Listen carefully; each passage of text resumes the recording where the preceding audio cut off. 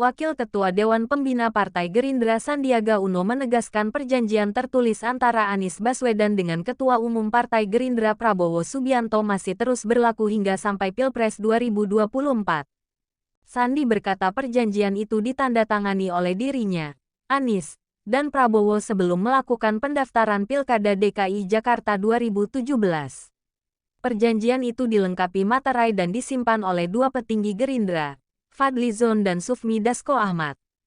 Kalau soal perjanjian itu kan pasti berlaku ya, berlaku dan jika tidak diakhiri perjanjian itu akan terus berlangsung, kata Sandi di Istana Kepresidenan Jakarta. Sandi enggan membeberkan isi perjanjian tersebut. Menurutnya, akan lebih etis jika isi perjanjian itu dijelaskan oleh Dasko ataupun Fadly. Sandi juga tak ingin menginformasi apakah perjanjian itu berkaitan dengan kans Anies mencalonkan presiden. Sandi pun tidak menjawab saat ditanya apakah Anies melanggar perjanjian dengan maju di Pilpres 2024. Sandi hanya berkata bahwa dia masih berkomitmen menjalankan isi perjanjian itu. Dia tak mau bicara apakah Prabowo dan Anies masih menjalankan perjanjian tersebut. Saya sih komited. Saya sampai saat ini karena saya tanda tangan.